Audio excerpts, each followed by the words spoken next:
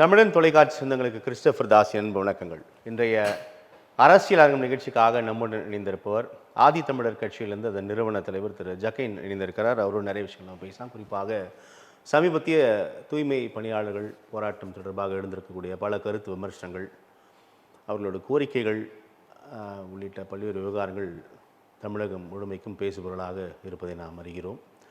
மட்டுமல்லாது 26 சட்டமன்ற தேர்தலை நோக்கி எல்லா அரசியல் கட்சிகளும் தங்களுடைய பரப்புரையை ஆரம்பித்து தொடங்கிவிட்டன. இது தொடர்பாக நிறைய விவகாரங்கள் இருக்கிறது.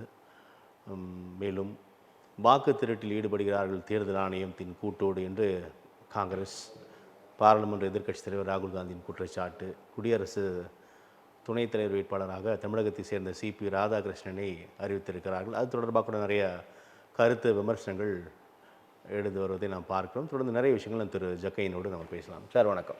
வணக்கம் சார். நலமாக இருக்கீங்களா? நல்லா இருக்கேன் சார். இந்த தூய்மை பணியாளர்கள் விவகாரம் பெரும் பேசு பொருளாக உருவாகிருக்கு. நிறைய அதிருப்திகள், நிறைய விமர்சனங்கள், கருத்துக்கள் தொடர்கிறது. நீங்கள் இந்த விவகாரத்தை எப்படி பார்க்குறீங்க சார்? தூய்மை பணியாளர்கள் பிரச்சனை என்பது இது வெறுமனே ஒரு தூய்மை பணியாளர் பிரச்சனையாக மட்டுமே இதை நம்ம கருத முடியாது. தனியார் துறைக்கான கதவுகள் திறந்து விடப்பட்டு வெகு நாட்களாக ஆகிவிட்டது. எல்லோருக்குமே தெரியும். இது வெறுமனே ஒரு தனியார் துறைக்கு மாற்றுவது என்பது ஏதோ இன்றைக்கு நேற்றைக்கு எடுத்த ஒரு முடிவு என்பது அல்ல. இது மன்மோகன் சிங் அவர்கள் நிதியமைச்சராக இருந்த காலத்தில், காங்கிரஸ் ஆட்சி காலத்தில் கிட்டத்தட்ட 25-30 ஆண்டுகளுக்கு முன்பாகவே தொடங்கப்பட்ட ஒரு மிக முக்கியமான பிரச்சனை. அன்றைக்கு இந்த உலகமயமாக்கல், தாராளமயமாக்கல், தனியார் மயமாக்கல் என்கிற அந்த 3 முக்கியமான பிரச்சனைகள் உருவாகின்ற அந்த காலகட்டத்தில் 90களில் ஆரம்பிச்சாச்சு. அப்போ பார்த்தீங்கன்னா காட் ஒப்பந்தம் போடுறாங்க. அந்த காட் ஒப்பந்தத்தில் எல்லாவற்றையுமே தனியார் மயமாக்குவதற்கான உலகம் தழுவிய அளவில் இருக்கக்கூடிய மிக முக்கியமான ஒப்பந்தங்களில் இந்தியா கையெழுத்திட்டிருக்கிறது. அதனுடைய விளைவு தான் எல்லா துறைகளிலுமே தனியார் மயம். இப்போ நம்ம மொபைலில் தொலைத்தொடர்பு நிறுவனங்களில் தனியார் வந்ததுக்கு அதுக்கு முன்னாடி பார்த்தீங்கன்னா பிஎஸ்என்எல் தான் இருந்துச்சு. அதுக்கப்புறம் தனியார் துறை வந்ததே பார்த்திங்கன்னா அந்த 90 காலகட்டத்துக்கு அப்புறம் தான். அதே மாதிரி எல்லா துறைகளிலுமே மின்சாரம் ஆகட்டும், அல்லது போக்குவரத்து ஆகட்டும், அல்லது உங்களுக்கு ஃப்ளைட்டில் இருக்கக்கூடிய ஏர் இந்தியா, அதாவது கவர்மெண்ட் இன்ஸ்டியூஷன் எல்லாத்தையும் மூடிட்டாங்க. எல்லாமே தனியார் மயமாகக்கூடிய ஒரு நிலைமை உருவாயிடுச்சு. அதில் அரசு பணிகளை பொறுத்த மட்டும், குறிப்பாக அரசு பணியாக இருந்த ஒரு துறையை தனியார் மயத்துக்கு ஆக்கிய ஒரு மிக கொடுமையான ஒரு துயரம் என்னவென்று சொன்னால் அது தூய்மை பணியாளர் போன்ற இந்த பணியாளர்களுக்கு ஒரு மிகப்பெரிய கொடுமையான துயரமாக இருக்கிறது. இதே தொலைத்தொடர்பு பிஎஸ்என்எல்ல வேலை செய்கிறவங்க ஒரு ஏர்செல்லோ, ஒரு ஏர்டெல்லோ, ஜியோவோ வரும்பொழுது அது அந்த தொழிலாளர்களுக்கு அது ஒரு பிரச்சனை கிடையாது. அவங்க ஐடி நிறுவனங்களில் வேலை செய்கிறவங்க அதை படித்து போயிடுறாங்க. அப்போ அங்கே படிப்பு இதெல்லாம் ஒரு தகுதியான ஒரு விஷயமா இருக்கிறது. ஆனால் தூய்மை பணியாளர்களை பொறுத்த மட்டும் இந்தியா முழுவதும் இருக்கக்கூடிய ஒரு நிலைமை என்னென்னா, இதில் ஜாதி தான் மிக முக்கியமான ஒரு காரணமாக இருக்குது. நீங்கள் தமிழ்நாடு மட்டும் இல்லை, இங்கே இருக்கக்கூடிய தென் மாநிலங்களாகட்டும், வட மாநிலம், இங்கே கன்னியாகுமரியிலேருந்து காஷ்மீர் வரையிலுமே இந்த துப்புரவு பணியை, தூய்மை பணியை செய்பவர்கள் யார் என்று நீங்கள் ஒரு ஆய்வு நடத்துனீங்கன்னா முழுக்க முழுக்க அது தலித் ஒடுக்கப்பட்ட மக்கள் தான் அந்த வேலைகளை செய்கிறாங்க. அப்போ இந்த வேலையை தனியார் மயமாக ஆனதுக்கு அப்புறமும் கூட அதே தலித் மக்கள் தான் அந்த வேலை செய்கிறாங்க. அப்போ அரசு பணி இருக்கும்போதாவது ஏதோ குறைந்தபட்ச ஒரு பணி பாதுகாப்பு என்பது இருந்துச்சு. இப்போ தனியார் துறைக்கு வந்த பிறகு அந்த பாதுகாப்பு இல்லாத ஒரு நிலைமை தான் இருக்கிறது. இதனுடைய ஒரு தொடர்ச்சியாக எல்லா நம்ம தமிழ்நாட்டை கடந்த ஆட்சியில் அதிமுக பல மண்டலங்களில் தனியார் துறையை கொண்டு வந்துட்டாங்க. அதுக்கு முன்பாக பார்த்திங்கன்னா உங்களுக்கு காங்கிரஸ் கவர்மெண்ட்டில் கொண்டு வந்தாலும் இந்த தனியார் துறைக்கு தூய்மை பணியை கொண்டு சென்ற ஒரு மிக முக்கியமான புள்ளி யார் என்று சொன்னால் நம்முடைய நரேந்திர மோடி அவர்கள் தான். ஏன்னா அவர் தெரியும், உங்களுக்கு தூய்மை இந்தியா அப்படின்னு ஒரு திட்டத்தை ஆரம்பித்தார். அந்த திட்டத்தில் பார்த்திங்கன்னா எல்லாமே தனியாருக்கு தான். அதில் சுய உதவி குழுக்களாக இருக்கட்டும், அல்லது பெரிய கம்பெனிகளுக்கு கொடுப்பதாகட்டும், இது எல்லாமே அதாவது அரசாங்க துப்புரவு பணியாளர் இருந்தவங்களை எல்லாத்தையுமே நான் தனியார் துறைக்கு மாற்றுவதற்கான ஒரு யுக்தி, மறைமுகமான ஒரு யுக்தி தான் அந்த தூய்மை இந்தியா திட்டம் என்கிறத அவர் கொண்டு வந்தார். அப்போ ஸ்வச் பாரத் என்று சொல்லக்கூடிய திட்டம் கொண்டு எல்லாவற்றையுமே தனியார் மயமாக்கக்கூடிய ஒரு பணிகளை ரொம்ப தீவிரப்படுத்திட்டாங்க. இப்போ நம்மளே நினைச்சா அதை நம்ம ஏற்றுக்கல. இல்லை இங்கே இருக்கக்கூடிய எல்லாருமே ஏற்றுக்கிட்டாங்களே. தூய்மை இந்தியா திட்டத்தின் மீது விமர்சனங்கள் இருந்ததே தவிர தூய்மை இந்தியா திட்டம் இங்கே வந்துடுச்சே, தமிழ்நாட்டில் வந்துடுச்சு. உங்களுக்கு தமிழ்நாட்டிலேயே நடிகர்கள் பல பேரும் விளக்குமாற வச்சுக்கிட்டு ஒரு போஸ் கொடுத்தது எல்லாம் நம்ம வந்து நடிகை திரிஷா கூட வந்து விளக்குமாற வச்சுக்கிட்டு போஸ் கொடுத்துட்டு இருந்தாங்க. அதில் நடிகர் எல்லாருமே வந்து அதில் ஈடுபடுத்துகிறாங்க. அப்போ வந்து அது வந்து என்னென்னா இந்த நாட்டில் தூய்மை இந்தியா திட்டத்தை ஏற்றுக்கிட்டோம், ஆனால் இந்த தனியார் மையத்தின் விஷயங்கள் நம்ம எதிர்க்கிறோம். நீங்கள் ஒன்று கனெக்ட் பண்ணீங்க, நீங்கள் தாராள மையம், தனியார் மையம், உலக மையத்தோடு இதை கனெக்ட் பண்ணணும் அப்படின்னு பார்க்கணும்னு சொன்னீங்க. ஆனால் அந்த உலகமயமாக்கலுக்கு பிறகு 90களுக்கு பிறகு நீங்கள் குறிப்பிட்டபடி தனியார் மையம் இல்லாத துறைகளே இல்லை. எல்லா துறைகளும் வந்துருச்சு. 99.9 விழுக்காடு தனியார் மையம் ஆக்கப்பட்டு விட்டது. ஆனால் அதை நம்ம வந்து ஏற்றுக்கல, தொடர்ந்து நம்ம வந்து எதிர்த்துட்டு தான் நம்ம இடத்துல அதை நம்ம யாரும் ஏற்று. ஆனால் எதில் தனியாரோட துறைகள் தேவை, எதில் அப்படின்னு ஒரு விஷயம் இருக்கு இல்லையா? இந்த பின்னணியில் நம்ம உலகமயமாக்கல் பின்னணியில் தூய்மை பணியாளர்கள் மேலேயும் நம்ம கை வைக்கணுமா அப்படின்ற ஒரு கேள்வி இருக்கிறது. அதாவது நீங்கள் சொல்கிறது நியாயமான ஒரு விஷயம். தூய்மை பணியை தனியாருக்கு ஆக்கி வைக்க கூடாது. அது வந்து இன்றைக்கி வந்து ரஷ்யா போன்ற நாடுகளில், சைனா போன்ற இடதுசாரிகள் கம்யூனிஸ்டுகள் ஆளக்கூடிய நாடுகளில் குறிப்பாக கல்வி, மருத்துவம், சுகாதாரம் இந்த 3 விஷயத்தையுமே கவர்மெண்ட் தான் கையில் வச்சுருக்கேன். இன்னைக்கு கவனமாக இருக்காங்க, ரொம்ப கவனமாக இருக்கேன். கல்வியில் இருக்கட்டும், அல்லது சுகாதாரமாக இருக்கட்டும், அல்லது மருத்துவம், இந்த 3 விஷயத்துலையுமே அவங்க இன்ன வரைக்குமே தனியாருக்கு கொடுக்கவே இல்லை. ஏன்னா இன்றைக்கி தமிழ்நாட்டில் பாருங்கள், கல்வி நிறுவனங்கள்னாலே தனியார் நிறுவனம் தான். எல்லாமே வந்து தனியார் நிறுவனம். இப்போ நம்ம பிள்ளைகள் கவர்மெண்ட் பள்ளிக்கூடத்துக்கு அனுப்புனா அது கேவலமாக பார்க்கக்கூடிய நிலைமை இருக்கும். ஆனால் வந்து ப்ரைவேட்டில் போய் சேர்த்தோம்னா அது ஒரு பெருமையாக நம்ம நினைக்கிறோம். அப்போ கல்வி நிலையங்களில் தனியார்மயம் ஆயிடுச்சு. அதே மாதிரி மருத்துவம் இன்றைக்கி வந்து பாருங்கள், ஒரு ஜிஹெச்லாம் எவ்வளோ பெரிய ஜிஹெச்சில் அருமையான நம்முடைய நிறைய எக்யூப்மெண்ட்ஸ்லாம் இருக்குது. ஆனாலும் வந்து நம்ம ஒரு உடம்புலாம் கவர்மெண்ட் ஆஸ்பத்திரியில் போய் சேர்த்தோம்னா திட்டுறாங்க, தனியாரில் சேர்க்க வேண்டியதானே, அப்படின்னா தான் கவனித்து பார்ப்பாங்க, கவர்மெண்ட்லலாம் பார்க்க மாட்டாங்க அப்படிங்கிற ஒரு மனநிலை வந்து மக்களுக்கு இருக்குது. அதே மாதிரி சுகாதாரத்தில் தூய்மை பணிகளை வந்து இன்றைக்கி தனியார் மயமாக்கி பல நாட்கள், பல ஆண்டுகள் ஆகிறது. ஆனால் இன்றைக்கு வந்திருக்கக்கூடிய மிக முக்கியமான பிரச்சனை, மிக சரியாக சொன்னீங்க திரு ஜக்கைன், மிக சரியான புள்ளி நீங்கள் சொன்னது. இப்போ இதில் கூட நம்ம குறிப்பிட்ட இந்த தூய்மை பணியாளர் விவகாரத்தை பார்க்கும் பொழுது தனியாருக்கு ஏன் கொடுக்கலாம், இது தனியாருக்கு எல்லாமே தனியார் வந்துட்டாங்க அப்படின்னு நம்ம லாஜிக்கலாக பார்த்தோம் அப்படின்னா, இல்லை நீங்கள் அதை எதிர்க்கிறீங்க தான், நான் இருந்தாலும் ஒரு பகிர்தலுக்காக நான் சொல்கிறேன்.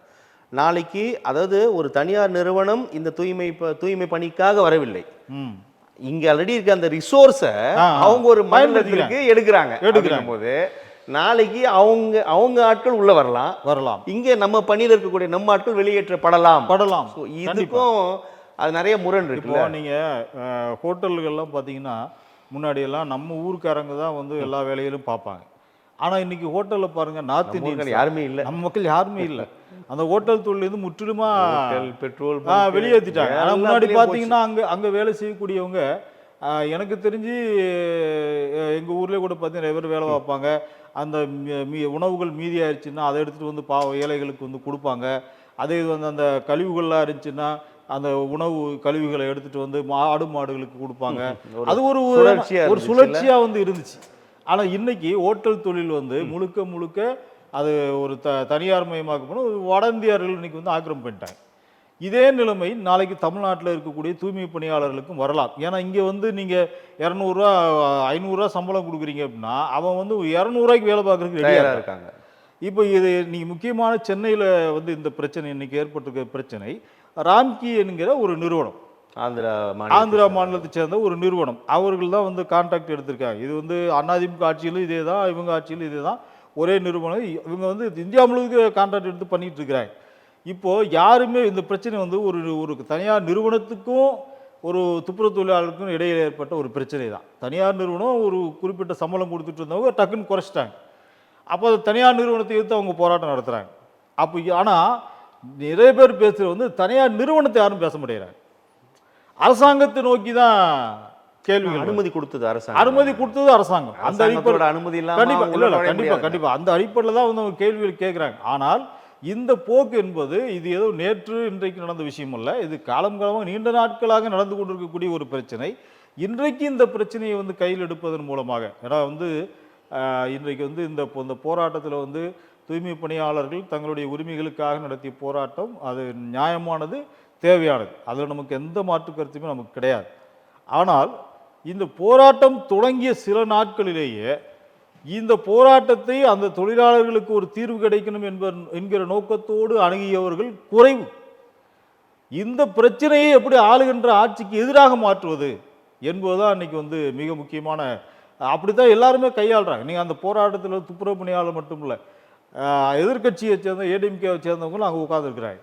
அவங்க துப்புரவு பணியாளர்களே கிடையாது, ஆனால் அங்கே வந்து உட்காந்துருக்குறாங்க.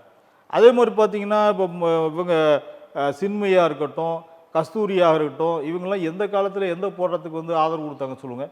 ஏன்னா அவங்க வந்து பிஸ்கட் கொடுக்குறாங்க, தண்ணி பாட்டு கொடுக்குறாங்க. வரக்கூடாதுன்னு சொல்கிறீங்களா? இல்லை இல்லை, வரலாம், தாராளம் வரலாம். ஆனால் இன்றைக்கு அவர்கள் வந்திருப்பதனுடைய நோக்கம் என்ன அப்படின்னா, இது வந்து ஒரு பரபரப்பாக்கணும், மீடியா அட்டென்ஷன் கிடைக்கணும், அதன் மூலமாக ஆளுகின்ற அரசுக்கு நெருக்கடி கொடுக்கணும் அப்படிங்கிறதா. உண்மையாகவே வந்து அவங்க உண்மையாக வந்து அக்கறை இருந்துச்சுன்னா, நீங்கள் பார்க்குற ஜக்கைன் பார்க்கக்கூடிய விஷயம், ஆளும் அரசாங்கத்துக்கு நெருக்கடி கொடுக்க வேண்டும், இன்னும் ஒரு கூடுதலான கவனம் பெறும், பார்வை ஏற்படும் பிரபலங்கள் வரும்பொழுது, அதையே நீங்கள் அரசாங்கத்தை நோக்கி ஒரு கோரிக்கையாக நீங்கள் யோசிக்கக்கூடாது? ஏன் அதை வந்து நெருக்கடியாக நினைக்கிறீங்க? நெருக்கடியாக நினைக்கிறது என்னன்னா, கண்டிப்பாக இது வந்து ஒரு கோரிக்கையாக கொண்டு போனால் அதனுடைய அணுகுமுறை வேறு மாதிரி இருக்கு. இது வந்து என்னென்னா வந்து அந்த அணுகுமுறை வந்து அவங்க கொண்டு போன அணுகுமுறை சரியில்லைன்னு தான் நான் சொல்லுவார். இப்போ நாங்கள்லாம் தூய்மை பணியாளர்களுக்காக எத்தனை வருஷமாக நாங்கள் வந்து பணியாற்றிட்டு இருக்கிறோம், எத்தனை போராட்டங்கள். நீங்கள் இவ்வளோ சொல்கிறீங்க, நாங்கள் வந்து மதுரையில் வந்து இந்த மக்களுக்காக வந்து ஒரு 67 நாள் போராட்டம் நடத்துகிறோம். என்ன கோரிக்கை முன் வச்சு? ஒரு தீண்டாமை சுவர் பிரச்சனையில் 67 நாட்கள் போராட்டம் நடத்துகிறோம் மதுரையில். ஆனால் எந்த மீடியாவிலும் பெருசாக வரல, யாரும் வந்து ஒன்றும் கண்டுக்கிறவே இல்லை. அப்போ இங்கே வந்து கண்டுக்கிறாங்க அப்படின்னா இது ஒரு கேபிட்டல் சிட்டி சென்னையில். அது மட்டும் இல்லை, இங்கே மீடியா அட்டென்ஷன் இருக்குது. எத்தனையோ பிரச்சனைகள், தூய்மை பணியாளர் பிரச்சனைகள், கிராமப்புற தூய்மை பணியாளர் பாருங்கள், இன்றைக்கி நகர்ப்புறத்தில் நீங்கள் பார்க்குறீங்க. இந்த கிராமப்புற தூய்மை பணியாளர் பிரச்சனை மிக கொடுமையானது. ஒரு நாளைக்கு வந்து ஒரு 100 ரூபா கூட அவங்களுக்கு சம்பளம் இல்லை. இல்லை, இன்னைக்கு தலைநகரில் தொடங்கியிருக்காங்க திரு ஜக்கைன், நாளைக்கு கிராமங்களை நோக்கி இது நகரும் அல்லவா? அதே தனியார் நிறுவனம் கிராமங்கள் முழுமைக்கும் கண்டிப்பாக நாம் என்ன சொல்ல வரோம்னா, இப்போ வந்து கவின் கொலை நடந்துச்சு. கவின் கொலையில் வந்து ஏன் கஸ்தூரி போய் ஏன் நேரடியாக வந்து அவங்க குடும்பத்தை பார்த்துருக்கலாம், சின்மையை போய் பார்த்துருக்கலாம், இங்கே வந்து திரைப்பிரபலங்கள்லாம் அங்கே போய் பார்த்துருக்கலாம். ஏன் அதை பற்றி ஒரு வாய் கூட திறக்க மாட்டேங்கிறாங்களே? தூய்மை பணியாளர் பிரச்சனை மட்டும் நீங்கள் போய் நிற்கிறீங்களே, ஏன் கவின் குடும்பத்தை போய் நீங்கள் பாருங்கள், பார்க்க மாட்டாங்க. ஏன் இதுக்கு வந்து நீங்கள் அறிக்கை விடுறீங்களே? எடப்பாடி பழனிசாமி, நயினார் நாகேந்திரன், ஏன் நயினார் நாகேந்திரன் திருநெல்வேலியில் தான் வந்து கவின் வெட்டி கொலை செய்யப்பட்டான், நயினார் நாகேந்திரன் ஏன் ஒரு அறிக்கை கூட விடலையே? அப்போ நீங்கள் வந்து உங்களுக்கு ஜாதி பிரச்சனை ரொம்ப ஒரு பெரிய அளவில் ஓட்டு வங்கி பாதிக்கும் அப்படிங்கிற மாதிரி நினச்சிங்கன்னா, ஒரு குறிப்பிட்ட ஜாதியை சார்ந்து நீங்கள் இயங்குவதனால தான் அதுக்கெல்லாம் வந்து நீங்கள் குரல் கொடுக்க மாட்டேங்கிறீங்க. இதில் வந்து ஒடுக்கப்பட்ட மக்கள் வந்து உழைக்கின்ற மக்கள் போராடுறாங்க. ஆனால் இதற்கு ஏன் நீங்கள் வந்து ஒரு சின்ன குறுக்கீடு, நீங்கள் யார் யாரெல்லாம் குரல் கொடுக்க வேண்டும் அப்படின்னு நீங்கள் சொல்கிறீங்க. ஓரளவுக்கு அதிகார மையங்களில் இருப்பவர்கள், அரசியல் கட்சிகள், ஒரு பிரபலமான அரசியல் கட்சிகள், அவங்க அவங்க கொடுக்கல அப்படின்ற இடத்துல முன்பின் தெரியாத எல்லாமே இணைகிறாங்களே. இல்லை, அது ஒரு பெரிய பலம் தான். இல்லை, நான் சொல்றது மக்கள் போராட்டமாக மாறுது. மக்கள் போராட்டமாக மாறுவது, சாமானியன் கூட உட்காரானே வந்து அவர்களுடைய அந்த வழி தெரிகிறது அல்லவா? அந்த வழி வந்து இப்போதான் அவர்களுக்கு தெரிகிறது. இப்போதாவது தெரிகிறது. தலைநகர் ரிப்பன் மாளிகை நடைபெற்றதால் அது தெரிகிறது அப்படின்னு நம்ம அப்படி யோசிக்கலாமே. இல்லை, கண்டிப்பாக இப்போதாவது தெரிகிறது என்பது நினைப்பது மகிழ்ச்சி தான். ஆனால் இப்போது தெரிவது என்பது இது எதற்காக இவர்கள் அதை இந்த போராட்டத்தை பயன்படுத்திக்கிறாங்க என்பதுதான் நம்ம இந்த இடத்துல எதற்காக சொல்லுங்க நீங்களே. இல்லை, இங்க இருக்கக்கூடிய இந்த களத்தை தொடர்ந்து போராடிட்டு இருக்குன்னு சொல்றதுனால நான் சொல்றேன். இல்லை, நானே வந்து ஒரு தூய்மை பணியாளர், என்னுடைய தாயாரே ஒரு தூய்மை பணியாளர் தான். இன்னைக்கு அரசாங்கம் அறிவித்திருக்கக்கூடிய பல திட்டங்களை நாங்கள் பார்க்கும் பொழுது உண்மையாகவே காலையில் 6 மணிக்கெல்லாம் எந்திரிச்சு வேலைக்கு போயிடுவாங்க. பிள்ளைகளை பார்க்குறதுக்கு கூட நேரம் இருக்காது. 6 மணிக்கு போனாங்கன்னா அவங்க 11 மணிக்கு தான் வருவாங்க. காலையில் உணவு பார்த்தீங்கன்னா ஒரு டீயும் ஒரு வடையும் தான் சாப்பிட்டு போயிடுவாங்க. அதுக்கப்புறம் அங்கே கிடைக்கிற ஒரு டீ வடையும் தான், காலை உணவே கிடைக்காது. ஆனால் இன்றைக்கி ஒரு அரசாங்கம் வந்து காலை உணவு அப்படிங்கிறது இலவசமாக கொடுக்குறாங்க என்று சொல்லும்போது உள்ளபடியே அது ஒரு போராட்டத்துக்கு பிறகு எத்தனையோ தாய்மார்கள் மத்தியில் ஒரு மிகப்பெரிய ஒரு வரவேற்பு இன்னைக்கு வந்து கிடைச்சிருக்கு. நம்ம கண்கூட பார்க்குறோம். மருத்துவ காப்பீடு கிடைக்கிறது, ஒரு மிகப்பெரிய ஒரு 5 லட்சம் தான் அடைச்சு இன்றைக்கி ஒரு 10 லட்சம் மதிப்பீடு அளவில் வந்து இன்றைக்கி மருத்துவ காப்பீடு வந்து கொடுக்குறாங்கன்னா அது கண்டிப்பாக பாராட்ட வேண்டிய விஷயம்தான். நான் என்ன சொல்லுவேன்னா, இந்த போராட்டத்தினுடைய பின்னணியில் இது நடந்திருந்தாலும் இது வரவேற்கப்பட வேண்டிய விஷயம்தான். அதே நேரத்தில் அவர்கள் தொடங்கிய போராட்டம் என்பது நியாயமான போராட்டம். திரு ஜக்கைன், உங்களுக்கு தெரியும் கண்டிப்பாக, இது வந்து தேர்தல் வாக்குறுதியாக தற்போதைய முதலமைச்சர் அப்போதைய எதிர்க்கட்சி தலைவரால் முன்வைக்கப்பட்டது, இல்லை தேர்தல் வாக்குறுதி வழங்கப்பட்டது, எலெக்ஷன் மேனிஃபெஸ்டோல இது இருக்கு. எலெக்ஷன் மேனிஃபெஸ்டோவில் அவங்க முதல் இது வந்துட்டு மனித கழிவை மனிதர் அள்ளுகின்ற இழிநிலையை முற்றிலுமாக ஒழிப்பது, அதை நவீனப்படுத்துவது என்பதுதான் இருந்ததே தவிர முற்றா ஒழிச்சிட்டாங்களா? இல்லை ஒழிக்கலை. நான் என்ன சொல்கிறேன்னா, இதே பிரச்சனையை நீங்கள் 1993 ஒரு சட்டம் இயற்றாங்க. மனித கழிவை மனிதர் அள்ளுவது தடை செய்யணும் அப்படின்னு ஒரு சட்டம் இயற்றாங்க. அது 2003 இந்த 10 ஆண்டுகளை சட்டம் எப்படி இருந்துச்சு அப்படிங்கிற நடைமுறையை பார்க்கும் பொழுது ஒரு ரிட் பெட்டிஷன் டெல்லியை சேர்ந்த பெஜவாடா வில்சன் என்று சொல்லக்கூடிய ஒரு சமூக ஆர்வலர் ஒரு ரிட் பெட்டிஷன் உச்சநீதிமன்றத்தை தாக்கல் பண்ணுறார்.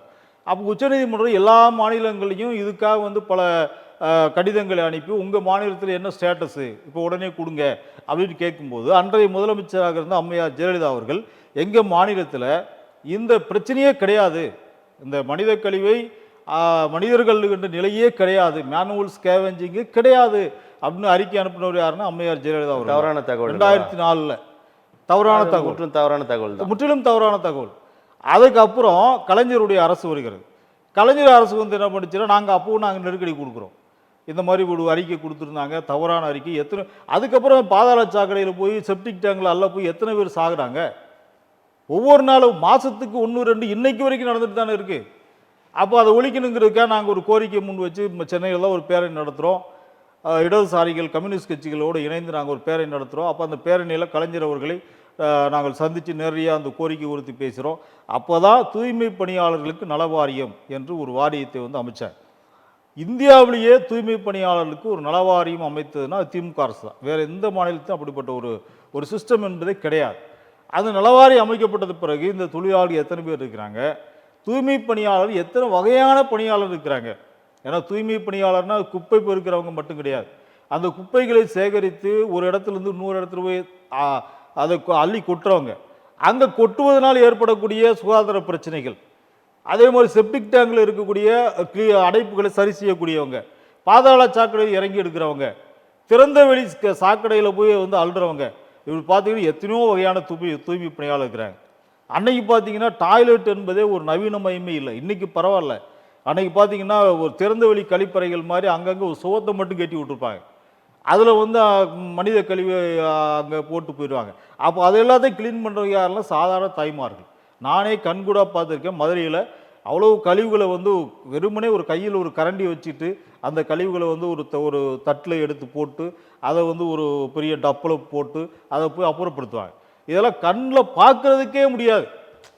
கண்ணால் பார்க்குறதே கண்கள் கூசுகின்ற அளவுக்கு இருக்கும் அந்த கொடுமை. ஆனால் அந்த மக்கள் அந்த வேலைகளை செஞ்சாங்க. அதை செஞ்சுட்டு போய் அவன் கையால் எப்படி சாப்பிடுவான், குழந்தைகளுக்கு எப்படி அந்த அம்மா அவன் சாப்பாடு கொடுக்கும், அவங்களுடைய நிலைமை சொல்லி மாளாது. அதுதான் திரு ஜக்கைன், இப்போ நீங்கள் நிறைய அமர்வுகளில் நம்ம தொடர்ச்சியாக பேசிகிட்டு இருக்கோம். இப்போ நீங்கள் சொல்லக்கூடிய இந்த பின்னணி இருக்கு இல்லையா, மிக கொடுமையான ஒரு விஷயம் தானே. நீங்கள் பார்த்துருக்கீங்க, நான் பார்த்துருக்கேன்.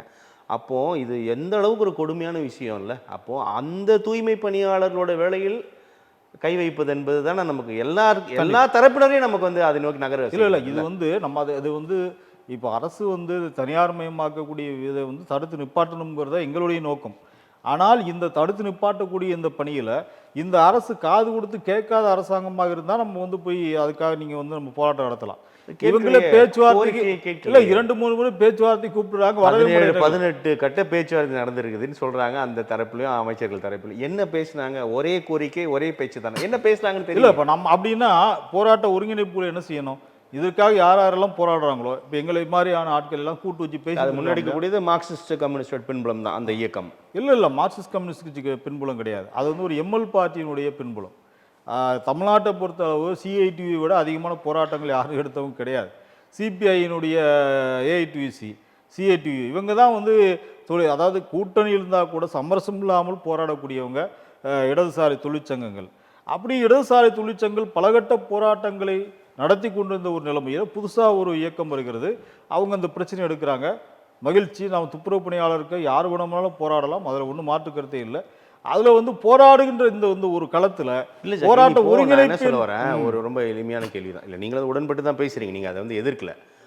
இப்போ இதை தனியார் நிறுவனத்திற்கு, அந்த ராம்கோன்ற நிறுவனத்திற்கு தந்தே ஆக வேண்டுமான்னு கேட்குறேன். என்ன பிரச்சனை? அது பொதுவாக ஒரு பார்வை இருக்குல்ல, கண்டிப்பாக தனியார் நிறுவனத்திற்கு எதுக்கு கொடுக்குறீங்க? அது காரணம் இல்லாமல் இல்லை. அதில் யார் ஆதாயம் அடைய போறா, எதுக்கு கொடுக்குறீங்கன்றது நாடு அறிந்தது தான். இது எந்த வியாக்கியானங்கள் சொன்னாலும் உங்களுக்கு தெரியும், எனக்கு தெரியும். இல்லை, உண்மையாக என்னன்னா ஒரு பொது விவாதம் இன்றைக்கு ஏற்பட்டிருக்கு. அதுதான் அந்த வகையில் ஒரு மகிழ்ச்சி தான். ஒரு பொது விவாதம் ஏற்பட்டிருக்கிறது. இதற்கு என்ன செய்ய வேண்டும் என்பது குறித்து இன்னைக்கு எல்லாரும் யோசிக்க ஆரம்பிச்சிட்டாங்க. பொதுமக்கள் மத்தியிலும் இதை பற்றி அதிகமாக பேச ஆரம்பிச்சிட்டாங்க.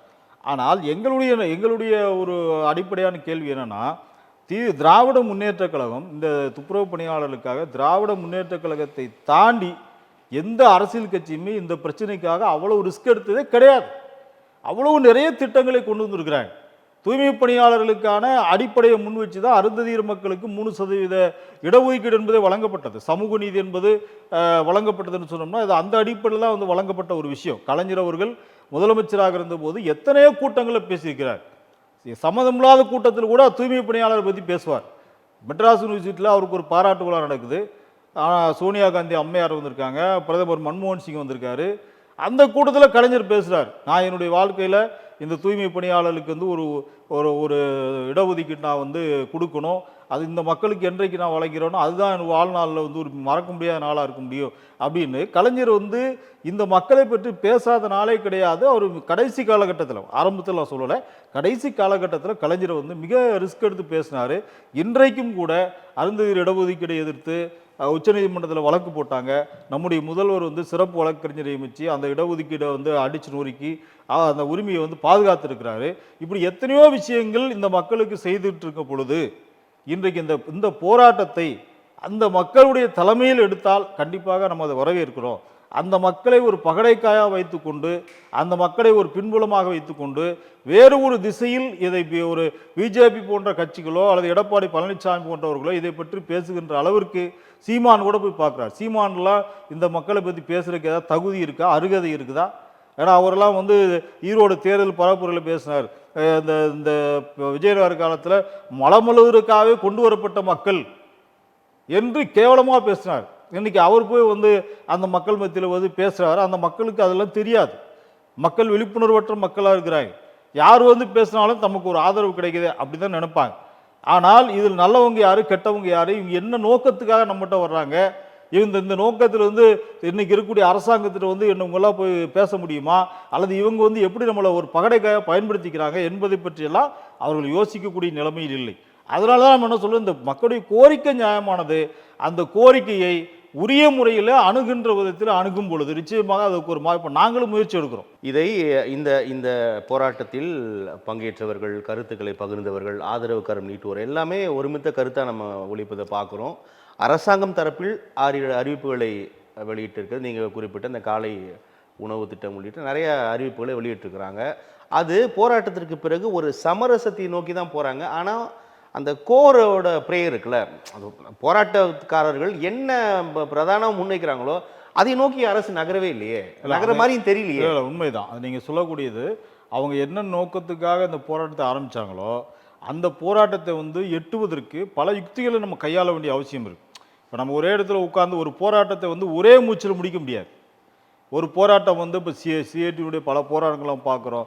ஒரு 10 கோரிக்கை வச்சாங்கன்னா ஒரு 4-5 கோரிக்கையாக நிறைவேறும். அதற்கப்புறம் ஒரு மக்களை தயார்படுத்துறது, அதுக்கப்புறம் மறுபடியும் போராடுவது, இப்படி தொடர்ந்து போராடி போராடி போராடி தான் நம்ம ஒரு கோரிக்கையை நிறைவேற்ற முடியும். இப்போ இந்த விஷயத்தை ஒற்றை கோரிக்கை தானே, பணி பாதுகாப்பு தானே. பணி பாதுகாப்பு 23,000 ரூபாய் சம்பளம் 15லேருந்து ஆரம்பிங்கன்னு சொல்றது உண்மையாகவே. இன்னொரு விஷயம், அரசு தரப்பில் தனியார் நிறுவனத்தில் நீங்கள் சேர்ந்தீங்க, அனுமதிச்சிங்கன்னா இவ்வளவு பலன்கள் இருக்குன்னு அரசு தரப்புலேயே சொல்றதுல ஏற்புடையதா?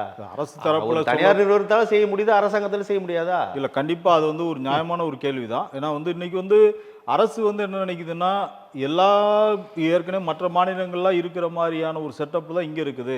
இதை நம்ம மாற்றணும்னா பல விஷயங்களை மாற்ற வேண்டி இருக்குது. ஒன்றிய அரசினுடைய சட்டங்களை மீற வேண்டிய ஒரு நிலைமை இருக்குது. ஏற்கனவே தமிழ்நாட்டு சமூக நீதி அரசு என்று இங்கே தானே பேசுகிறோம். கண்டிப்பாக வேறு மாநிலங்கள் இதை பேசுவது இல்லை. கண்டிப்பாக நம்மளும் இப்போவும் நம்ம என்ன சொல்லணும்னா, இந்த கோரிக்கைக்காக இப்போ நாங்களும் தமிழக முதல்வரை விரைவில் சந்திக்க போகிறோம். இதே கோரிக்கையை நாங்கள் வலியுறுத்த போகிறோம். அந்த மக்களுடைய நியாயமான கோரிக்கைகளுக்கு ஒருபோதும் நம்ம அந்த கோரிக்கைகள் சமரசம் இல்லை. ஆனால் அதே நேரத்தில் இந்த மக்களுடைய உணர்வுகளை மையப்படுத்தி, இந்த மக்களை பயன்படுத்தி வேறு சிலர் குளிர்காய்வதற்காக முயற்சி செய்கிறார்கள். அந்த ஒரு விஷயத்தை பொறுத்த மட்டும் நாங்கள் ஒருபோதும் அதுக்கு உடன்பட மாட்டோம். திமுக அரசை விட தூய்மை பணியாளர்களுக்கு வேறு யாரும் இதுவரை பேசியிருக்காரு. நான் கேட்குறேன், எடப்பாடி பழனிசாமி இன்னைக்கு அறிக்கை கொடுக்குறாரு. எடப்பாடி பழனிசாமி அவர்கள் 4 ஆண்டுகள் முதலமைச்சராக இருந்த சமயத்தில் ஒரு இடத்துலையாவது, ஏன் தேர்தல் பரப்புரை கூட செய்கிறாரே, அப்பயாவது ஒரு இடத்துலையாவது தூய்மை பணியாளர் பிரச்சனை பற்றி எங்கேயாவது பேசியிருக்காரா? ஒரு இடத்துல கூட பேசுனது கிடையாது. அதே மாதிரி எதிர்கட்சிகளுக்கு இன்னைக்கு பிஜேபியில் இன்னைக்கு பேசுகிறாங்க, நயினார் நாகேந்திரன் இன்னைக்கு பேசுகிறாரு. ஏன் வந்து அவர் இருக்கக்கூடிய பகுதியிலே வந்து தூய்மை பணியாளர்கள் அவ்வளவு தனியார் மயமாக்கக்கூடிய பிரச்சனை திருநெல்வேலியிலே இருக்கத்தான் செய்கிறது. ஏன் வந்து அதை பற்றி அவங்க பேசலை? அப்போ என்னன்னா வந்து இது வந்து ஒரு அரசியலுக்காக பேசுகிறாங்க என்பதுதான் அடிப்படை விஷயமாக இருக்கிறத தவிர, ஆனால் இன்னொரு விஷயம், அரசியலுக்காக பேசுனாலும் கூட இப்பயாச்சும் வாயை திறக்கிறீங்களே அப்படிங்கிறதுல வந்து சந்தோஷம்தான். இந்த மக்களை பற்றி இப்பயாவது ஒரு நெருக்கடியிலேயாவது நீங்கள் பேச வேண்டிய நிலைமைக்கு வந்திருக்கீங்களே அப்படிங்கிறது சந்தோஷம்தான். ஆனால் இந்த பிரச்சனையை பொறுத்த மட்டும் இது உடனடியாக தீர்க்கக்கூடிய பிரச்சனை அல்ல. இது ஒரு தனியார் மையத்திலிருந்து உடனடியாக விடுவிக்கணும்னா இந்திய அரசு கொண்டு வந்து பல விஷயங்களை வந்து நம்ம யோசிச்சு பார்க்க வேண்டியிருக்கு. சென்னை மாநகராட்சி மட்டும் இல்லை, தமிழ்நாடு முழுவதும் இந்த பிரச்சனை இருக்குது. தமிழ்நாட்டில் ஏன் இன்னைக்கு வந்து சேலத்தில் இருக்குது, கோயம்புத்தூரில் இருக்குது, ஈரோட்டில், மதுரையில் எவ்வளவோ இடங்கள் நான் சுட்டி காட்ட முடியும். தனியார் மயமாகி பல ஆண்டுகளாக பேசுறதுனால நான் பதிவு பண்ண விரும்புகிறேன் திரு ஜக்கைன். எசென்ஷியல் சர்வீஸ் இல்லையா? ஆமாம். அதில் வந்து தூய்மை பணியாளர்கள் வராங்க. அதில் வந்து தேவை ஏற்பட்டால் 40 விழுக்காட்டு வரை 40% வரைக்கும் நீங்கள் யூஸ் பண்ணிக்கலாம் இஃப் யூ வாண்ட் அப்படின்னா. ஆனால் ஏற்கனவே இந்த எசென்ஷியல் சர்வீஸில் 80% தாண்டி போயிட்டு இருக்கு அப்படின்லாம் நிறையா தரவுகள் தெரிவிக்குது. அப்போ இது ஒரு அரசாங்கத்தோட அமைப்பு தெரிந்தே தானே செய்யுது. இல்லை, கண்டிப்பாக இது வந்து அரசு, ஏன்னா நீங்கள் சென்ட்ரல் கவர்மெண்ட்டோட கனெக்ட் பண்ணுறதுனால நான் சொல்கிறேன். கண்டிப்பாக எசென்ஷியல் சர்வீஸை அந்த காலம் வந்து ஸ்டேட்டே எடுக்கலாமேன்னு கேட்குறேன். ஆல்ரெடி 80% கடந்து போயிட்டு இருக்கேன். இல்லை, ஏற்கனவே பார்த்தீங்கன்னா தமிழ்நாடு அரசு வந்து அவங்களுடைய நிலையிலேருந்து நம்ம பார்க்கும்பொழுது பார்த்தீங்கன்னா, இப்போ கல்வி முறையை கொண்டு வந்தாங்க, மும்மொழி கல்வியை கொண்டு வந்தாங்க. தமிழ்நாடு அரசு நாங்கள் இருமொழி கொள்கை தான், மும்மொழி கொள்கையை நாங்கள் ஏற்றுக்கவே மாட்டோம், இந்தியை நாங்கள் ஏற்றுக்கொள்ளவே மாட்டோம் அப்படிங்கிறாங்க. அதே மாதிரி கல்வி திட்டத்தை ஏற்றுக்கிற மாட்டோம் அப்படிங்கிறாங்க. இப்போ இதனால என்னென்ன, தமிழ்நாடு அரசு தர மாட்டேன்றாங்க. இல்லை, தமிழ்நாடு நிதி கொடுக்க மாட்டேங்கிறாங்க. அப்போ வந்து தமிழ்நாடு அரசு இன்னைக்கு கவர்மெண்ட் நடத்துகிறதே ஒரு பெரிய திண்டாட்டத்துக்கு வந்து உள்ளாக்கப்படுறாங்க. இப்போ சென்ட்ரல் கவர்மெண்ட்டுடைய பல ரூல்ஸை வந்து மீறுகின்ற பட்சத்தில் மாநில அரசுக்கு வந்து அவங்க நெருக்கடி கொடுக்குறாங்க. அப்போ மாநில அரசு வந்து ஏற்கனவே பல பிரச்சனைகள் இருக்கும் பொழுது, இப்போ நீட் எடுத்துக்கோங்க, எவ்வளோ நாள் போராடிட்டு இருக்கிறோம். மாநில அரசு வேண்டாம் வேண்டாம் வேண்டாம் நம்ம சொல்கிறோம், அவங்க கேட்குறாங்களா? இப்படி சென்ட்ரல் கவர்மெண்ட்டுடைய பல விஷயங்கள் ஒரு மாநில அரசுக்குன்னு இருக்கக்கூடிய அதிகாரங்களை முழுக்க முழுக்க அவங்க எடுத்துக்கிறாங்க. அதை தாண்டி நம்ம வந்து இப்படி தான் நாங்கள் இருப்போம் அப்படின்னு நம்ம வந்து பிடிச்சோம்னா நிதியை கட் பண்ணுறது, மறைமுகமாக பழி வாங்குறது, இந்த மாதிரி நடவடிக்கைகள் இருக்கிறாங்க. அந்த மாதிரி அரசுக்கு இருக்கக்கூடிய நெருக்கடிகளையும் அவர்கள் சொல்கிறாங்க. அதே நேரத்தில் நாம் இதில் வந்து அரசுக்கு நெருக்கடிகள் இருந்தாலும் இந்த அடித்தள மக்களுடைய கோரிக்கைகளை தமிழக முதல்வர் கனிவோடு பரிசீலிக்கணும் என்பதுதான் எங்களுடைய கருத்தும் கூட. அதனால் விரைவில் தமிழக முதல்வர் நாங்கள் சந்திக்கிறோம்.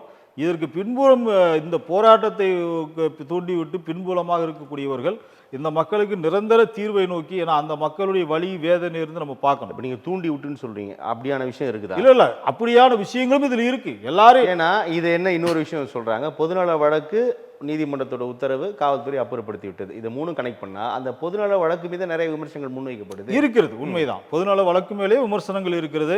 நம்ம பொறுத்த மட்டும் இப்போ முதல்ல வந்து இவங்க போராட்டம் நடத்தும் போது என்ன கோரிக்கை வச்சாங்க, எங்களுடைய தனியார் கம்பெனியிலேருந்து எங்களை வந்து நிப்பாட்டிட்டாங்க, சம்பளத்தை குறைச்சிட்டாங்க. அதுதான் அவங்க முதன்மை பிரதான பிரேயர். அதற்கு போராட்டம் ஆக போராட்ட காலத்தில் சில கோரிக்கைகள் புதுசாக உருவாகும்.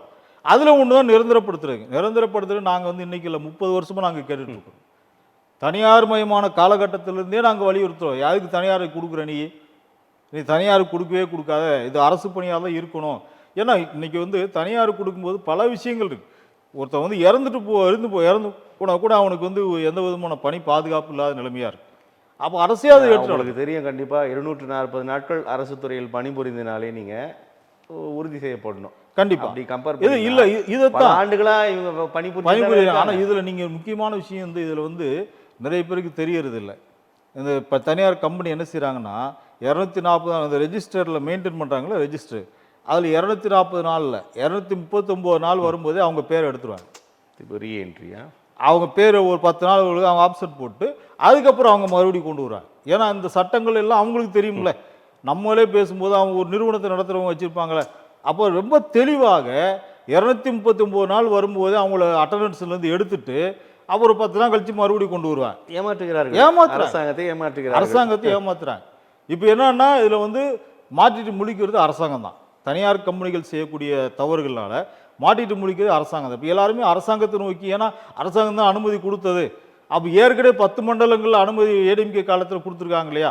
அப்போ அந்த 10 மண்டலங்களை ஒட்டி தான் இப்போ இவங்களும் இந்த முடிவு எடுத்திருக்கிறாங்க.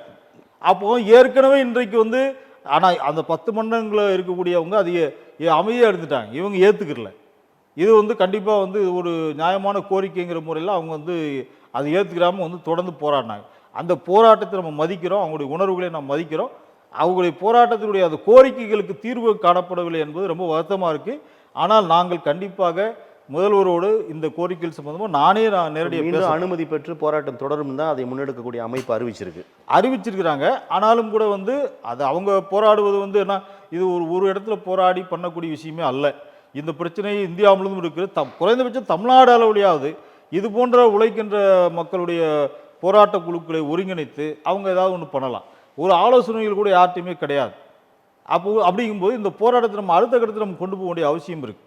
அதனால் இது வந்து ஒரு தீராத ஒரு பிரச்சனையை உடனே தீர்க்க முடியாது. அது கொஞ்சம் கொஞ்சமாக பேச்சுவார்த்தையின் மூலமாக தான் இந்த போராட்டத்தை கொண்டு போக முடியும். அது காது கொடுத்து கேட்காத அரசாங்கமாக வந்து நம்ம பண்ணலாம். ஆனால் இது வந்து நம்முடைய கவர்மெண்ட் வந்து ஓரளவுக்கு வந்து இந்தியாவிலேயே இந்த கவர்மெண்ட் தான் இந்த மக்கள் மீது அதிக அக்கறை உள்ள ஒரு கவர்மெண்ட்டாக இருக்கும் பொழுது ஏன் நம்ம முதல்வர் கோரிக்கைகள் ஏற்றுக்கொள்வார்கள் அப்படின்னு நம்புறீங்க? கண்டிப்பாக கோரிக்கையை முன்வைப்போரும் அந்த கோரிக்கையை வந்து ஏற்றுக்கொள்ளும் வரை விடுற மாதிரி தெரியல. அது அவர்களுடைய உரிமை சார்ந்த விஷயம், அவங்க வந்து நம்ம சொல்ல முடியாது. ஆனால் இதை நம்முடைய இந்த மக்களுக்காக நீண்ட காலம் போராடக்கூடியவன் என்கிற முறையில் நாங்களும் அந்த கோரிக்கைக்காக நாங்கள் அவர்களோடு நிற்போம். ஆனால் இந்த களத்தில் இருக்கக்கூடிய சில குறைபாடுகளை களைந்து விட்டு அதை அணுகக்கூடிய முறையில் அரசாங்கத்தை நாங்கள் நிச்சயமாக அணுகுவோம். கண்டிப்பாக நம்ம பொறுத்து பார்க்கலாம். இப்போ மற்றொரு விவகாரம், குடியரசு துணைத் தலைவர் துணை வேட்பாளராக நம் தமிழகத்தை சேர்ந்த சிபி ராதாகிருஷ்ணனை தேசிய ஜனநாயக கூட்டணி அறிவித்திருக்கிறது. அதுக்கு நிறைய ஆதரவு எதிர்ப்பு குரல்கள் போது எடப்பாடி பழனிசாமி கூட எல்லாமே ஒருமித்த குரலில் அவருக்கு ஆதரவு கரம் நீட்ட வேண்டும் அப்படின்னு சொல்லியிருக்காங்க. இந்த இந்தி கூட்டணியில் திருச்சி சிவாவுக்கு வந்து முன்மொழிய போவதாக ஒரு தகவல் கூட இருக்கு. இந்த விவகாரம் எப்படி பார்க்கலாம்? இது வந்து எதிர்பார்த்த ஒரு விஷயம்தான். ஏன்னா எதிர்பார்த்த ஒன்று தானே. ஆமாம், சிபி ராதாகிருஷ்ணனை வந்து முன்னிலைப்படுத்துவாங்க, அப்படி இல்லைன்னா எல் முருகனை முன்னிலைப்படுத்துவாங்க அப்படின்னு தான். நான் எல் முருகனை தான் முன்னிலைப்படுத்துவாங்க நாங்கள் எதிர்பார்த்தோம். ஏன் அப்படின்னா அது தேர்தல் வரப்போகிறது தமிழ்நாட்டில் தேர்தல் வரக்கூடிய பட்சத்தில் நாங்கள் ஒரு தமிழரை குடியரசுத் தலைவராக, இந்திய குடியரசினுடைய துணைத் தலைவராக நாங்கள் கொண்டு வந்து விட்டோம் அப்படின்னு சொல்கிறதுக்கு அவங்களுக்கு ஒரு காரணம் வேணும். அந்த காரணத்துக்காக தான் அவங்க வந்து இந்த பாண்டி சிபி ராதாகிருஷ்ணனுக்கு வந்து முன்மொழிகிறத நம்ம வந்து கண்கூட பார்க்குறோம். அதனால் வந்து சிபி ராதாகிருஷ்ணன் வந்து இதற்கு சரியான ஆளா என்று நாம் பார்க்கின்ற பொழுது திருச்சி சிவா அன்னைக்கு இருக்கிறாரு, அவரை முன்மொழிவதாக இருந்தால், ஏன்னா ஒரு தமிழரை முன்மொழியும் போது இந்தியா கூட்டணியும் ஒரு தமிழரை முன்மொழியக்கூடிய ஒரு நிலைமையை நம்ம வந்து பார்க்கலாம். இதில் எப்படி வந்தாலும் கண்டிப்பாக ஆளுங்கட்சிக்கு ஒரு மிகப்பெரிய சப்போர்ட் இருக்கிறதுனால அவர் வந்து சிபி ராதாகிருஷ்ணன் வெற்றி பெறுவதற்கான வாய்ப்புகள் நிறைய இருக்கிறது. ஆனால் ஒரு தமிழர் என்பதற்காக நாம் வந்து சிபி ராதாகிருஷ்ணன் நம்ம வந்து ஆதரவு கொடுக்க முடியாது. ஏன்னா வந்து அவருடைய பின்புலத்தை நாம் பார்க்குறோம். கோயம்புத்தூரில் அவர் வந்து 2 முறை எம்பியாக இருந்திருக்கிறாரு. அந்த பின்புலத்தை நாம் பார்க்குறோம். அப்போ அங்கே இருக்கக்கூடிய ஆர்எஸ்எஸ்னுடைய மதவாத சக்திகளோடு இணைந்து தான் அவர் வந்து, ஏன்னா ஆர்எஸ்எஸ்னுடைய வளர்ப்பு தான் அவர். அப்படிங்கும்போது வந்து அவர் வந்து இன்னும் பெரிய ஒரு தூய்மையான ஆளை நம்ம பார்க்கலாம். இது வந்து மதச்சார்பற்ற நாடு என்று சொல்லும் பொழுது மதச்சார்பற்ற கட்சி தான் இங்கே ஆட்சியில் இருக்கணும், அதைத்தான் நாம் வலியுறுத்துகிறோம். ஆனால் இந்து மதத்தை அல்லது இந்துத்துவாவை தூக்கி பிடிக்கின்ற ஒரு கட்சி இருப்பதையே நாம் விரும்பலை. அப்படிங்கும்போது அவர்களுடைய கேண்டிடேட்டை நாம் எப்படி ஏற்றுக்கிற முடியும்? அவர் தமிழராக இருக்கலாம், அது வேறு விஷயம்.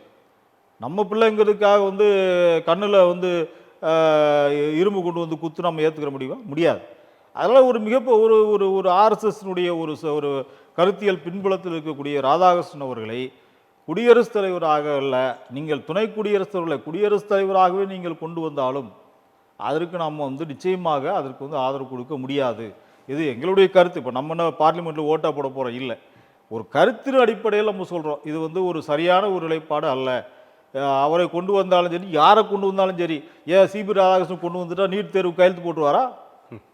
சிபி ராதாகிருஷ்ணன் கொண்டு வந்துட்டா உடனே தமிழ்நாட்டுக்கு நிதியை கொடுக்குன்னு கையெழுத்து போட்டுருவாரா? நீங்கள் குறிப்பிட்டபடி ஒரு வந்து ஆர்எஸ்எஸ் பின்புலத்தில் வருகிறார். இவர் வேண்டுமென்றால் அப்படி இல்லாமல் கூட இருக்கிறது நம்ம புரிந்து கொள்ள முடிகிறது.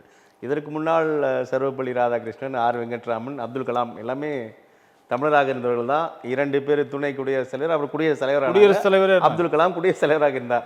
ஆனால் இவர்கள் எல்லாருமே தமிழ் இனத்திற்காக என்ன செய்து விட்டார்கள் அப்படின்னு ஒரு விமர்சனம் இருக்குது பொதுவாக. கண்டிப்பா இருக்கிறது. ஆனாலும் கூட இன்னைக்கு இருக்கக்கூடிய ஒரு பிரச்சனையில் இன்னைக்கு தமிழ்நாட்டில் இருக்கக்கூடிய மிக நெருக்கடியான பிரச்சனையே ஒன்றிய அரசு தான்.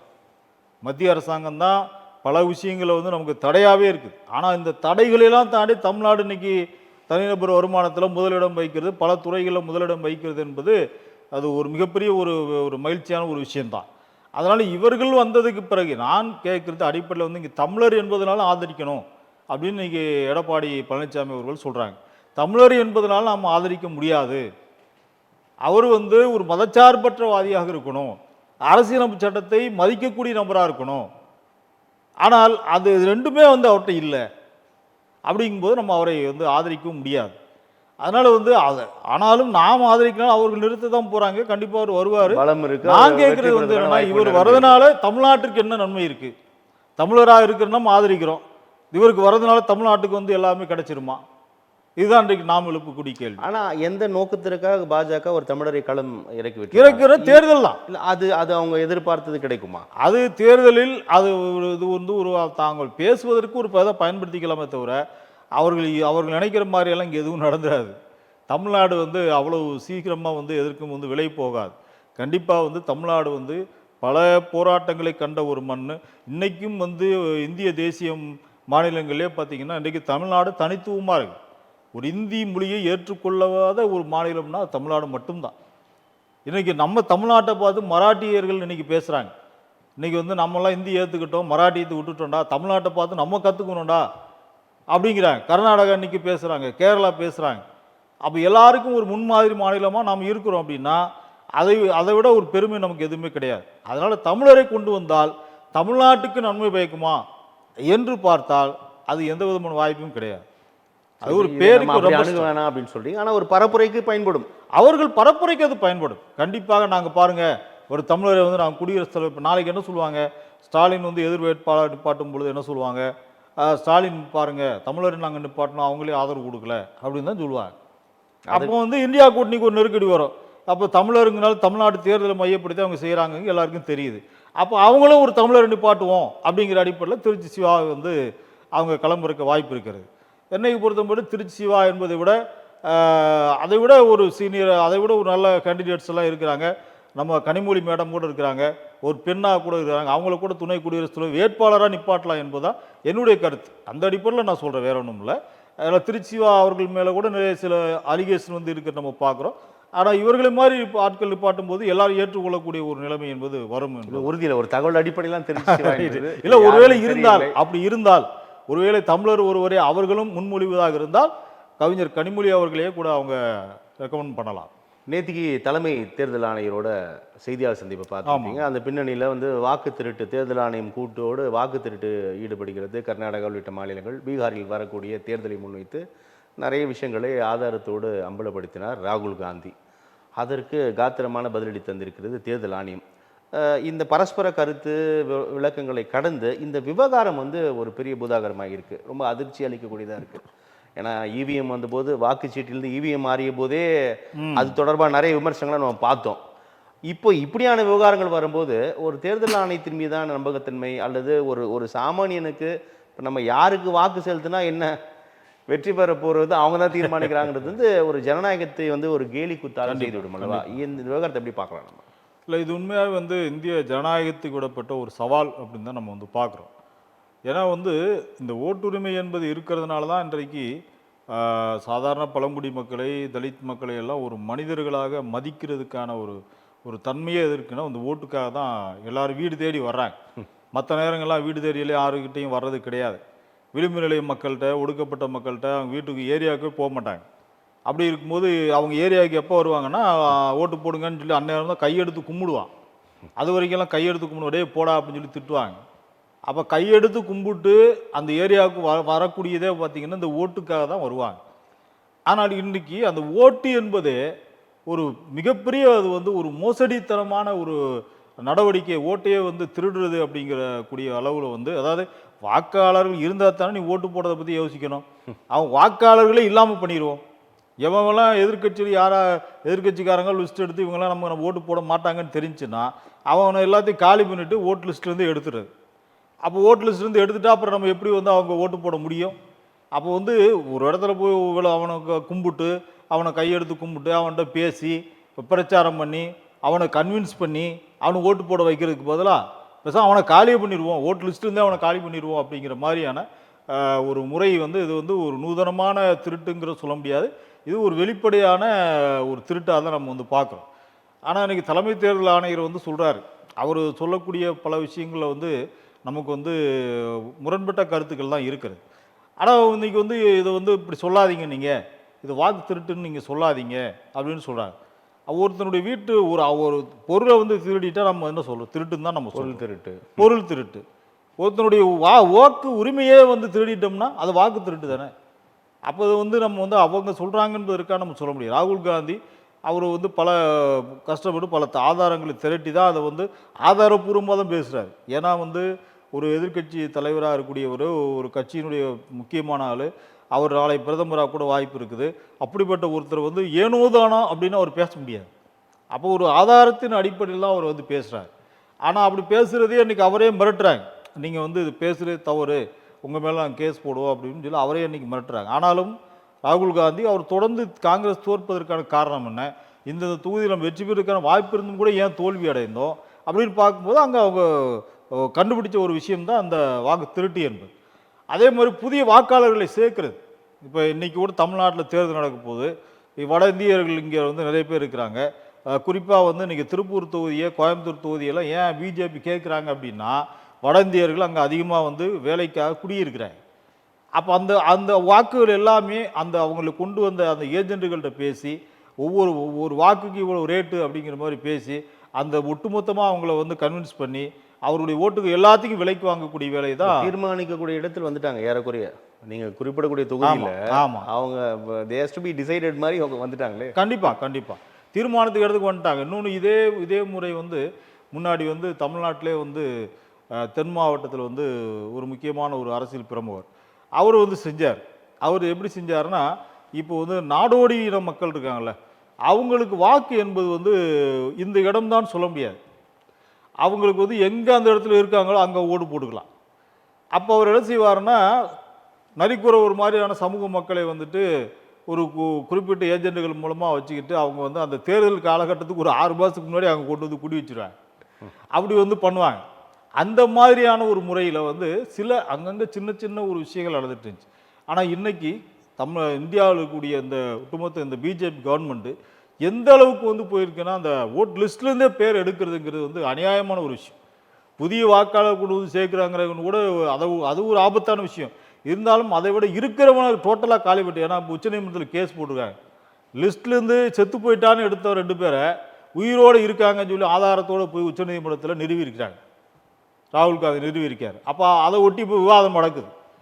எப்படி வந்து செத்து போன எப்படி உயிரோட வந்தேன், எப்படி எதை அடிப்படையில் செத்து போனேன்னு சொன்னேன். அப்போ இதெல்லாம் வந்து உயிரோடு இருக்கணும் செத்துட்டான்னு சொல்லி ஓட்டு லிஸ்ட்லேருந்து எடுத்துட்டாங்க. எவ்வளோ பெரிய ஒரு மோசடி. அப்போ இது இந்திய ஜனநாயகத்துக்கு மட்டும் இல்லை, இது வந்து உலக நாடுகளை வந்து மோடி வந்து தொடர்ந்து ஜெயிக்கிறாருன்னா உலக நாடுகளை ஏமாற்றுவதற்கான ஒரு பிம்பத்தை கட்டமைக்கின்ற ஒரு முயற்சி. மோடி தான் இந்தியா வந்து அவருக்கு பின்னாடி தான் இருக்குது, வேற யாரும் இங்கே வர முடியாது என்பதை போன்ற ஒரு பிம்பத்தை உருவாக்கக்கூடிய ஒரு நவீன திருட்டாக வந்து இந்த வாக்கு திருட்டு என்பது இருக்கிறது. ஆனால் இந்த குற்றச்சாட்டு விமர்சனத்தை ராகுல் காந்தி முன்வைக்கும் போது எல்லாமே தேர்தல் ஆணையம் என்ன சொல்லுதுன்னா, நீங்கள் வந்து வெளியில் பேசுகிறீங்க, பத்திரிகையில் பேசுகிறீங்க, எலெக்ஷன் கமிஷன்ட்ட வந்து நீங்கள் பேசுங்க அப்படின்னு எலெக்ஷன் கமிஷன் சொல்லுது. இந்த குற்றச்சாட்டுக்கு பிறகு கூட என்ன சொல்லுதுன்னா, நீங்கள் வந்து போகிற போக்கில் பேசாதீங்க, நீங்கள் ஒரு பொறுப்பான எதிர்க்கட்சி தலைவர், அதனால் அஃபிடவிட் பிரமாண பத்திரம் தாக்கல் கையெழுத்திட்டு தாருங்கள் அப்படின்னு அந்த ஒரு இவங்க கேட்குறத நம்ம பார்க்குறோம். அதை கொடுக்கல, என்ன பிரச்சனை அவருக்கு? இல்லை, அதை வந்து கண்டிப்பாக கொடுக்கணும். ஆனால் ராகுல் காந்தி வந்து அவர் வகிக்கின்ற பொறுப்புக்கு வந்து அதை வந்து கொடுக்கறதுல ஒன்றும் தப்பே கிடையாது. அவர் என்ன நினைக்கிறாருன்னா, இவங்கள்ட்ட போய் பேசுகிறது வேஸ்ட்டு, நம்பகத்தன்மை இல்லாத இவங்க வந்து அவங்களுடைய ஆளுங்கிறது நமக்கு வெளிப்படையாக சீரியஸ் இஷ்யூ இல்லை, அது சீரியஸ் இஷ்யூ, ரொம்ப சீரியஸான இஷ்யூ. அதில் வந்து அவர் என்ன நினைக்கிறாருன்னா, இவங்கள்ட்ட போய் நம்ம வந்து நம்பகத்தன்மை இல்லாதவங்கள்ட்ட போய் என்ன பேசினாலும் என்ன நடக்க போகுதுங்கிறது ஒரு விரக்தியின் அடிப்படையில் அவர் சொல்கிறார். ஆனால் அது அல்ல, நாம் வந்து முறைப்படி செய்ய வேண்டிய விஷயத்தை கண்டிப்பாக ராகுல் காந்தி தேர்தல் கமிஷனில் போய் இதை வந்து புகாராக கொடுக்கணும். அப்படி கொடுத்தால் மட்டும்தான் நம்ம நாளைக்கு பேசுறதுக்கும் வசதியாக இருக்கும். அவங்க என்னதான் சொல்கிறாங்கன்னு பார்ப்போமே. நாளைக்கு வந்து அவங்க வந்து நான் இப்போ கொடுக்கலன்னு தானே சொல்கிறாங்க. அப்போ தேர்தல் கமிஷனில் புகார் கொடுத்துட்டோம்னா அடுத்து என்ன செய்வாங்க? அப்போ கொடுக்கலன்னு சொல்ல முடியாதுல்ல. அப்போ ஏதாவது ஒரு பதில் சொல்லி ஆகணும்ல. அப்போ அந்த இடத்துல ராகுல் காந்தி மிஸ் பண்ணுறாரு தான் நான் நினைக்கிறேன். கண்டிப்பாக வந்து அவர் இந்த பிரச்சனையை வந்து கண்டிப்பாக நேர்மையாக வந்து தேர்தல் கமிஷனில் புகாராக கொடுக்கலாம், அஃபிடேவிட் தாக்கல் பண்ணலாம். ஏன்னா மட்டும் ஆதாரம் இருக்குல்ல, ஆதாரம் இருக்கும்போது அஃபிடேவிட் தாக்கல் பண்ணாமல் இருக்காரு. அது வந்து நம்ம ஒரு சரியான ஏற்புடையது அல்ல. கண்டிப்பாக இதை வந்து உச்சநீதிமன்றத்தில் வழக்காகவும் போடலாம், தேர்தல் கமிஷனில் முறையிடலாம், பல ஐநா அவைக்கு வரைக்கும் கொண்டு போகலாம். ஏன்னா இங்கே இருக்க நீதிமன்றத்தில் நம்பிக்கையே இல்லைன்னா நம்ம எங்கே போக முடியும்? ஐநா அவைக்கு தான் போக முடியும். அப்படி கொண்டு போகிறதுக்கான முயற்சியிலும் கூட இருக்கிறது. அதனால் இதை ராகுல் காந்தியை போகாமல் தவிர்க்கிறது வந்து சரியான விஷயமா படலை. தேர்தல் கமிஷன் நேரடியாக, ஆனால் தேர்தல் கமிஷனுடைய அந்த அட்டானமஸ் அந்த ஒரு தன்னாட்சி அதிகாரம் என்பது இன்றைக்கி வந்து அவங்க இழந்துட்டாங்க. அதனால தான் வந்து இந்த கேள்வியாக வருது. தேர்தல் கமிஷனுக்குன்னு ஒரு தன்னாட்சி, சிபிஐக்குன்னு ஒரு தன்னாட்சி அதிகாரம் இருக்குது. அந்த அதிகாரத்தை வந்து சிபிஐ எதுக்கு பயன்படுத்துது? எதிர்கட்சிகளை மிரட்டுறதுக்கு மட்டும் தான் பயன்படுது. இப்போ அமலாக்கத்துறை ஈடின்னு ஒன்று இருக்குது. இது ஈடியெல்லாம் நமக்கெல்லாம் யாருக்கும் தெரியாது. பிஜேபி கவர்மெண்ட் வந்ததுக்கு பிறகு தான் அமலாக்கத்துறைன்னு ஒன்று இருக்கே நமக்கு தெரியுது. ஆனால் அமலாக்கத்துறை வந்து எப்போ பார்த்தாலும் எதிர்கட்சிகளுடைய அவங்க வீட்டில் மட்டும்தான் பாயுது. ஏன் ஆளுங்கட்சிகளையோ அல்லது பிஜேபிக்காரங்கள்ட்டையோ அது பாய மாட்டேங்குது. அப்போ இதெல்லாம் வந்து ஒரு கேள்விக்குறி. அப்போ அட்டானமஸ் பாடியாக தன்னாட்சி ஒரு நிறுவனமாக இருக்கக்கூடிய இந்த தேர்தல் கமிஷன், சிபிஐ, இடி அனைத்துமே இன்றைக்கு பிஜேபியுடைய கண்ட்ரோலில் வந்துருச்சு. அதனால் அவர்கள் மேலே சந்தேகப்பட்டுட்டு அவங்கள்ட்ட பேசுகிறது எதுக்கு, வேஸ்ட் அப்படிங்கிற மாதிரி நினைக்கிறாங்க. அது அப்படி இல்லை. தேர்தல் கமிஷன் இப்படி கேட்டிருப்பதனால கண்டிப்பாக நேரடியாக கொடுக்கறதுல தப்பு இல்லைன்னு தான் நம்ம நினைக்கிறோம். இடி மேல் வைத்த அதே விமர்சனம் இப்போ இசி மேலே பாஞ்சிருக்குது. கண்டிப்பாக அரசாங்கத்தின் மிக முக்கியமான ஒரு கண்டிப்பாக அமைப்பு. இதன் மீது இந்த விமர்சனம் அப்படின்றது ஜனநாயகத்தை கேலி கூத்து இல்லையா? அதை நம்ம நிரூபிக்க வேண்டிய கடமை பொறுப்பு இரு தரப்பினருக்குமே இருக்கிறது. கண்டிப்பாக. இப்போ நம்ம தமிழ்நாட்டோட அரசியல் களம் பேசும்போது 26 சட்டமன்ற தேர்தல் மிக முக்கியமான ஒரு தேர்தலாக பார்க்கப்படுகிறது. வரை இல்லாத அளவு. அதுக்கு நிறைய காரண காரியங்கள் நம்ம பார்க்குறோம், பேசுகிறோம்.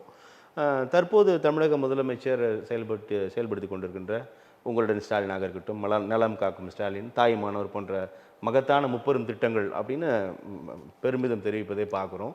ஆனால் பிரதான எதிர்க்கட்சிகள் இவ்வளவு 4 ஆண்டுகளாக தூங்கி கொண்டிருந்தீர்களா? தேர்தல் வர அந்த 6-8 மாதங்களில் இப்படியான திட்டங்கள் வந்து நீங்கள் செயல்படுத்துறீங்க, முழுக்க அரசியலுக்கானது, இதை மக்கள் உணர்ந்து தான் இருப்பார்கள் அப்படின்னு ஒரு வாதம் முன்வைக்கப்படுது. எப்படி பார்க்குறீங்க? இல்லை, இது வந்து எதிர்கட்சிகள் வழக்கமாக சொல்லக்கூடிய ஒரு குற்றச்சாட்டுகள் தான். இப்போ நம்ம வந்து பார்க்குறோம், எதிர்கட்சிகளே 6-7 மாதத்துக்கு முன்னாடி களத்துக்கே வர்றாங்க. எடப்பாடி பழனிசாமி இவ்வளோ நாள் எங்கே இருந்தாரோ தெரியல, இப்போ தான் பிரச்சார பயணத்தை தொடங்குறாரு. இவ்வளோ நாள் வந்து அரசுடைய திட்டங்கள் எத்தனையோ விஷயங்கள் போயிட்டுருக்கு. திமுக அரசை வந்து கண்டிக்கக்கூடிய இடத்துக்கு எத்தனையோ வாய்ப்புகள்லாம் இருந்துச்சு. அதெல்லாம் அவர், ஏன்னா அவர் கட்சியை வந்து அவர் சரி பண்ணுறதுலேயே அவருடைய காலங்கள் கடந்து போச்சு. அப்போ ஒரு பிரதான எதிர்கட்சியாக செய்ய வேண்டிய விஷயங்களை அவங்களே செய்யலை. பிஜேபியை கூட வந்து அந்த விஷயத்தை வந்து செய்யலை. ஏன்னா வந்து அவங்களுக்குள்ளேயே பார்த்தீங்கன்னா அண்ணாமலையா அல்லது நயனா நாகேந்திரனா அல்லது வானதி சீனிவாசனா இப்படி அவங்களுக்குள்ளேயே போட்டி நடந்துட்டுருச்சு. தமிழ்நாட்டை பொறுத்த மட்டும் ஒரு வலுவான எதிர்கட்சின்னு எதுவுமே சொல்லவே முடியாது. திமுகவுக்கு டஃப் கொடுக்குற அளவுக்கு அந்த வலுவான எதிர்கட்சிகளே இல்லை. இன்றைக்கி ஏடிஎம்கே பிஜேபி தனித்தனியாக இருந்த பொழுது அதற்கான கண்ணுக்கே தெரியவில்லை. இப்போ வந்து அவங்க இணைஞ்சிருக்கிறதுனால ஆளுகின்ற அரசுக்கு ஒரு நெருக்கடின்னு கூட சொல்ல முடியாத ஒரு போட்டி என்பது இப்பொழுதுதான் உருவாகிருக்கிறது. இந்த போட்டியில் பார்த்தீங்கன்னா இன்றைக்கி விஜய் வந்து இன்றைக்கி வந்து புதுசாக வந்து அவரும் வந்து இணைகிறார். அப்போ அவருடைய டிமாண்டும் பார்த்தீங்கன்னா கிட்டத்தட்ட எதிர்கட்சிகள் என்ன மாதிரியான கோரிக்கைகள் வைக்கிறாங்களோ அதே கோரிக்கைகளை தான் அவரும் வந்து முன்வைக்கிறார். அதில் குறிப்பாக சீமான் போன்ற ஆட்கள் அவர்களும் வந்து கூட வந்துட்டு அவங்களும் வந்து அப்படியே வந்துட்டு போகக்கூடிய நிலைமையை நம்ம வந்து பார்க்குறோம். ஆனால் எப்படி இருந்தாலும் இந்த 6 மாத காலத்துக்குள்ளே தான் இவங்க வந்து எல்லா வேலைகளும் செய்கிறாங்க அப்படிங்க சொல்கிறது வந்து அது தவறானது. எத்தனையோ திட்டங்களை வந்து அவங்க வந்து கொண்டு வந்துட்டாங்க, நடைமுறைப்படுத்திக்கிறாங்க. மாற்றங்கள் தொடர்ந்து ஏற்பட்டு கொண்டே தான் இருக்கிறது. அப்படி இல்லைன்னா தமிழ்நாட்டில் வந்து இந்த அளவுக்கு வந்து ஒரு வளர்ச்சி வந்து இன்றைக்கி வந்து இந்தியாவில் வந்து தமிழ்நாடு நம்பர் 1ங்கிற ஒரு இடத்துக்கு வந்திருக்கவே முடியாது. 6 மாதத்துலாம் முயற்சி எடுத்தாங்களா? இல்லையே. கிட்டத்தட்ட ஒரு 4 ஆண்டுகள் முடிஞ்சு 4.5 ஆண்டுகள் வந்து விட்டது. இந்த 4.5 ஆண்டுகளாக வந்து பணி செய்தனுடைய விளைவு தான் இந்த ஒரு ஜிடிபி வந்து குரோத் வந்து ஆயிருக்கு.